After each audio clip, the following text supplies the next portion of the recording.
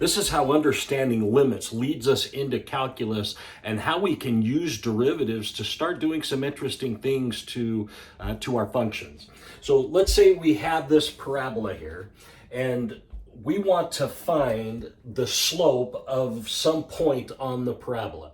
Well, that's a difficult thing to do because you're trying to figure out an exact point and what does the line look like that is the exact tangent of that particular point on the parabola.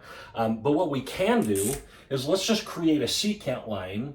We'll make our first point, we'll plug in a, which means our y value here is going to be f of a, just plugging a into our function.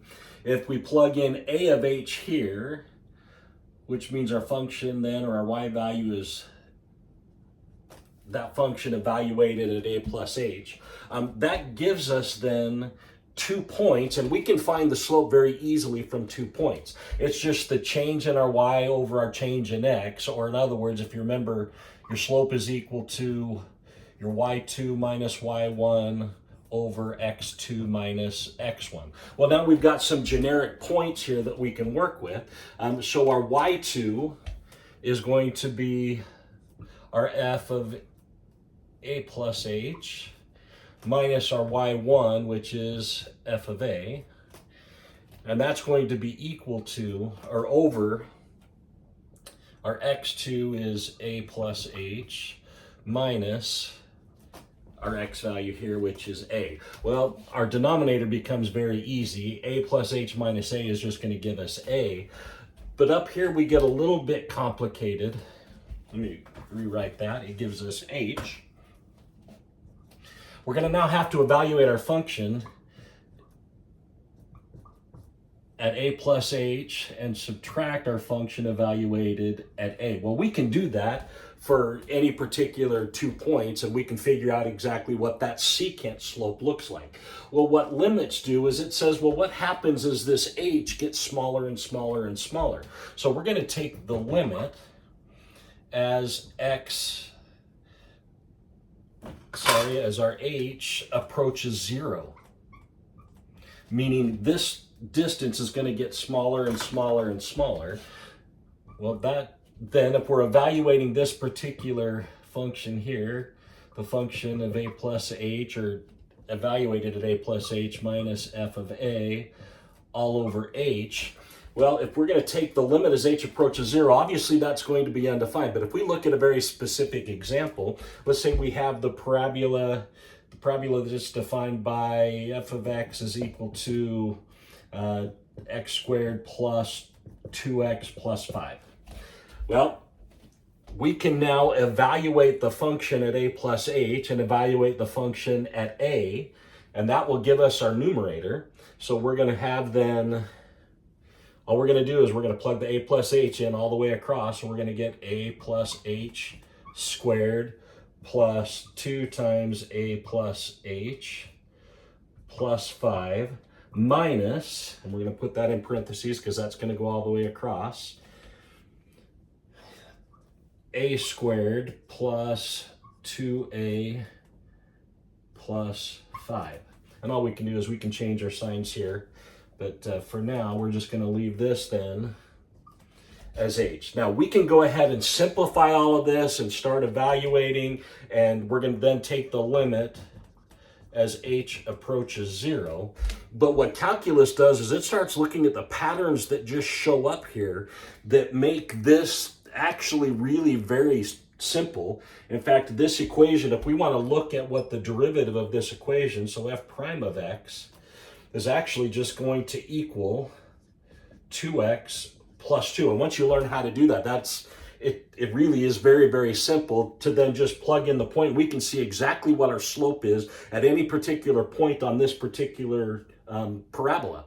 The problem is there's a lot of things that go into that proof. And I remember as a new calculus student getting very frustrated because you'll do lots of problems with different equations with this, and then they're going to teach you how to just go straight to this, and you're going to get very, very frustrated. But there's a reason that they do that, because they want you to see that this isn't just coming out of nowhere. We're not just guessing all of this, but they start noticing patterns, and then proofs start happening to show that this is happening, and you can actually find the derivative very, very easily of any polynomial, and then different rules start getting created with different other things that you can add and multiply in and divide by that make just about any equation very easy to find the derivative. So that's what we're using limits for, and why limits then lead into derivatives and then eventually into integration. And we're you can find things that aren't necessarily easy to find just by looking at your original equation. So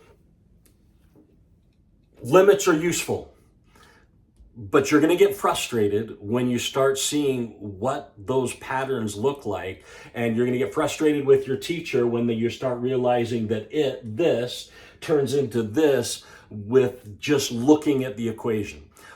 In fact, let me just show you.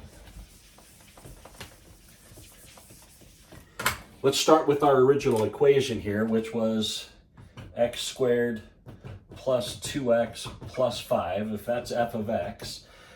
F prime of x, all we're going to do is we're going to take this power, or this exponent, and multiply it out here. So that gives us 2, and we're going to subtract 1 off of our x here.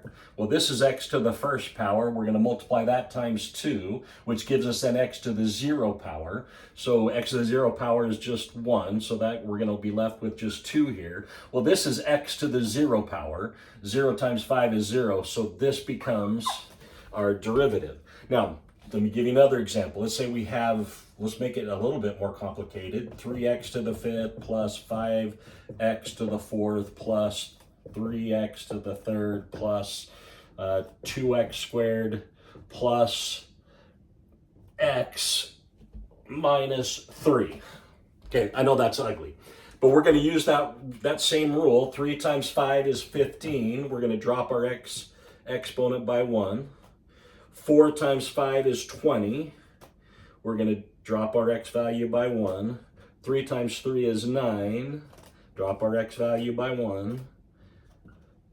2 times 2 is 4. Drop our x value by 1. Now we've got just a single x here. 1 times 1 is 1. And we're dropping our x value by 1. And in this case, we're always going to lose that constant there at the end. So this is our derivative. But can you imagine taking the a plus h, plugging it in all the way across this, subtracting by plugging the f of a into all of this, and then simplifying it, and then coming up with the derivative when this rule works for polynomials every single time? So there's a reason that your teacher's going to have you go through this process, but recognize that they're doing that to help you understand where all of this is coming from and why it works. So I hope that helps you.